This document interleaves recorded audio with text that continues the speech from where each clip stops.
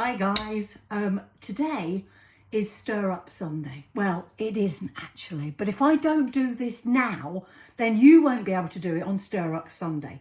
Stir Up Sunday in 2020 is November the 20th, and that is when you traditionally would make your Christmas pudding. So I'm going to do it for you now in the beginning of October so that you can do it properly, stir it and make a wish on the 20th of November 2020. If this is 2021, hopefully COVID has gone completely out of the window and it'll be a completely different date. But it is normally about the last Sunday in the month of November.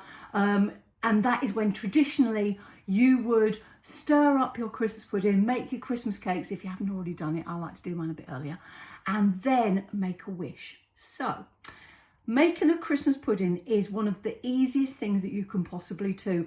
The thing is, it takes time, and time is what you need. It's going to take 8 hours to steam.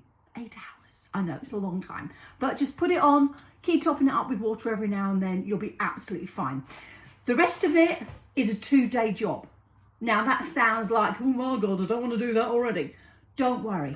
All you're going to do is let it sit and soak for 24 hours. Add the final ingredient, which is the flour, and then stick it into your bowl and you're done. 8 hours later, you're going to have a Christmas pudding, which you could scoff straight away, which I've done frequently, or you could save until Christmas and then reheat. And I will explain all that later. So the first thing that I'm going to do is explain what I'm going to be doing with your ingredients. Now, I could have done you a recipe that dictated line by line, ingredient by ingredient, exactly what you should put in your Christmas pudding. But you know what? I'm not going to do that. What I'm going to say to you is, this is your Christmas pudding, and you can put in basically anything you like. Any dried fruit you want, any combination of nuts that you like, and any particular alcohol or non-alcohol that you would prefer. So this is your Christmas pudding. Now I need a name for this because I can't just call it your Christmas pudding, but for the moment, this is what it's going to be. So the first thing that's going to go in is fruit. I have got a real mixture of fruit, of the fruits that I love. You could go old school. You could put dried mixed peel in. You could put your cherries. You could put currants and sultanas and raisins. Or you could have a little bit of fun and you could put in anything that is dried. I have got in here dried apricots, I've got cranberries, I've got dates, I have got some goji berries, some golden berries, I've got my raisins and sultanas, and I have just made one big batch of it. So you can hunt through your cupboards and see what you've already got. Or you can, which is what I've done basically. Some of these are out of date, but they're not. They're absolutely perfect. Oh, noisy. Cranberries. Or you can actually get a pre-mixed ones. And this one is mixed fruit with cranberries and apricots. So however you want to do this, just choose whichever fruit you really love. You don't have to put 50 grams of this in, 100 grams. Just make a big mixture up. All right? So that's the first thing that you're going to do. The second thing you're going to do is your nuts. Now, yet again, you can choose whatever nuts you like. If you don't like almonds, don't put them in.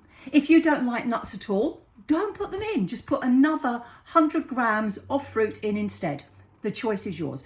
But the choice that you could have, almonds, Brazil nuts, hazelnuts, walnuts, pecans, whichever. I wouldn't put peanuts in. Peanuts don't really add very much to it. But anything else is pretty much good to go.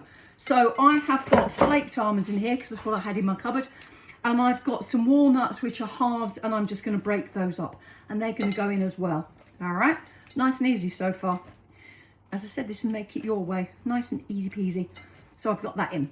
Okay, the next thing that you're going to add in is an eating apple, and you want to grate this. So I have peeled and cored an apple. I'm using a Bakinglady because it's my favourite. Oh, I've always got them in the house.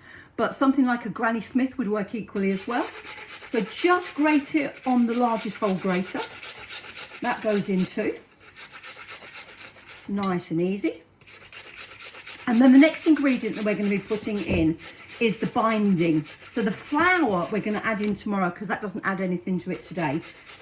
But I'm going to put in some suet, and I'm using vegetable suet. And I'll show you what vegetable suet looks like.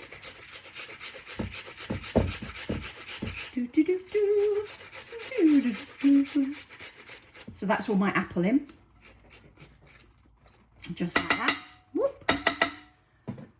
And suet is this white stuff.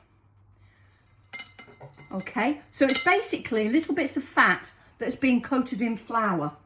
And the traditional one that we use in England is Atora, which is, that's the make, but I'm sure you can get loads of others. I know that the supermarkets do their own version as well, but I only ever use the vegetable version.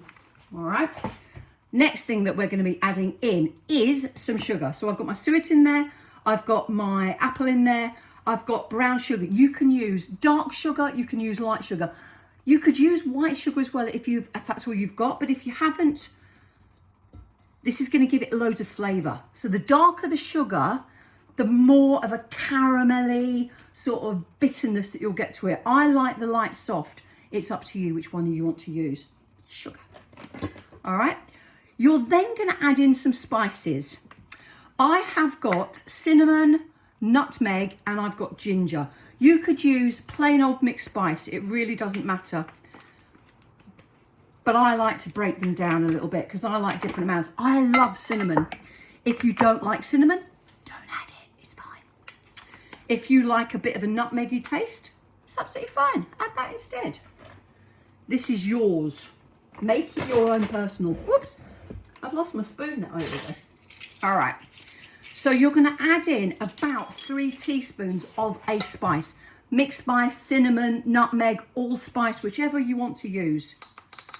So I'm going to add in 1 teaspoon of cinnamon. I'm going to add in 1 teaspoon of nutmeg. And I am going to add in 1 heaped teaspoon, because I love the cinnamon, of cinnamon. Oh, it smells like Christmas already. It's so good. The next thing that you're going to do is you're going to add in some zest of orange and lemon. Now, you could do it the traditional way and you could zest a large orange. Look at this beauty. This is a Minola. These are my favourites.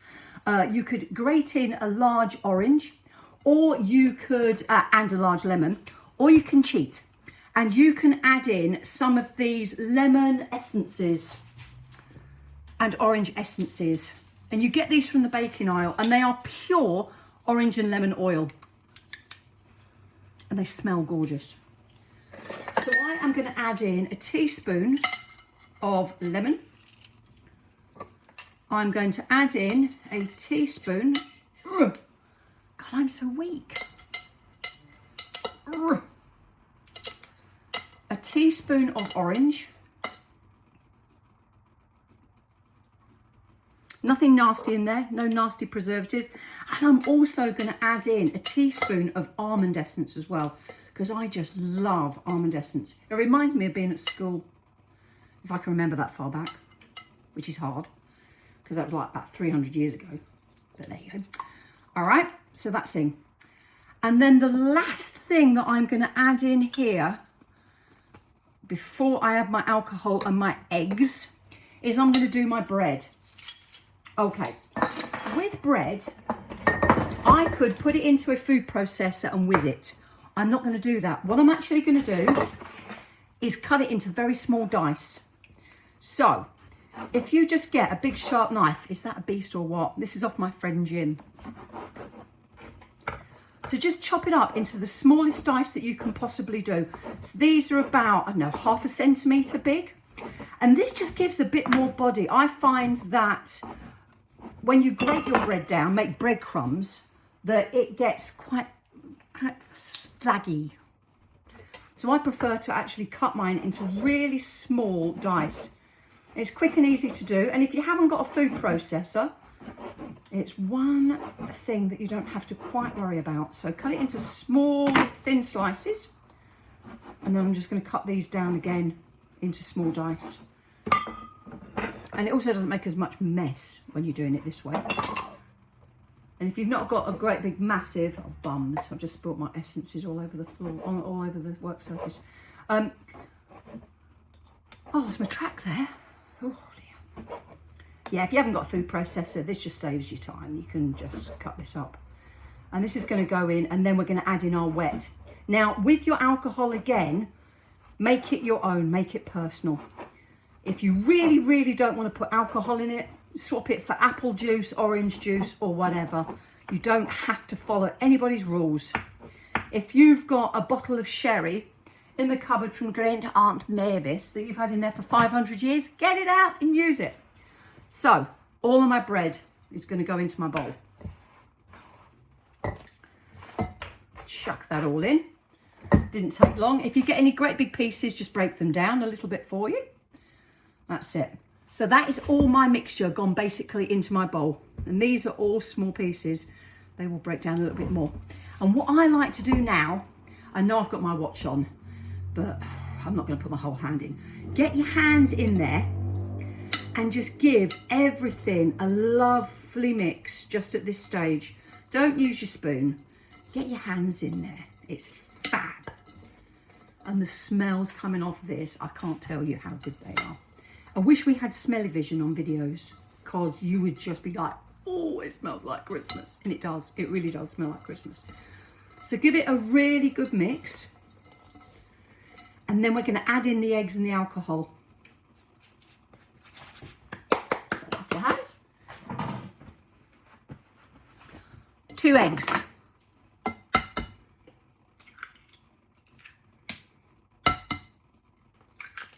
Fabulous. 2 tablespoons of the strong stuff, the alcohol with a kick.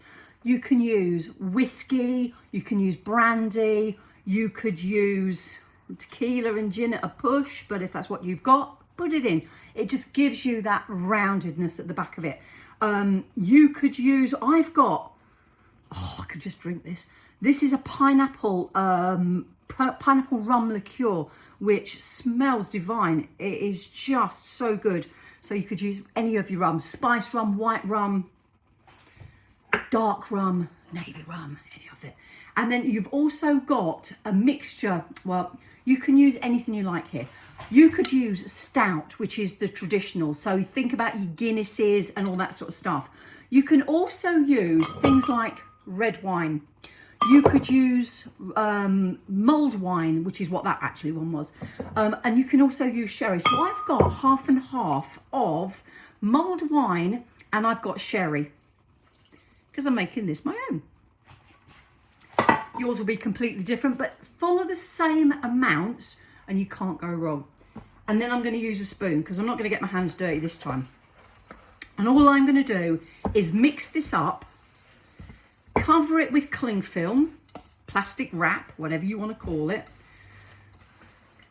And you're going to leave it in a cool place for 24 hours. And that is going to suck up, the fruit will suck up all those lovely juices and all that lovely alcohol, make it all plump and gorgeous. Get all those spices and flavours all mixing in and being delightful. And then we'll finish it off tomorrow with some flour and then stick it into the bowl. And you are going to need something like a 1.5 to 2 litre capacity bowl. You don't have to use glass. I've got a glass one. You could use plastic. You can use an earthenware. You can use a traditional boiling one. You can even make it into a ball if you've got a clean cloth. My mum would have floured a cloth. She would have put the mixture into it, tightened it up, tied it with a bit of string, and then she would have boiled it or put it into a saucepan, and it will take about 8 hours, and that is as hard as it gets. So I will be back later to finish this off and then to steam it. And I've already got one cooking already on the stove, so I'll be able to show you one that is ready for holding for Christmas. See you later. Bye-bye.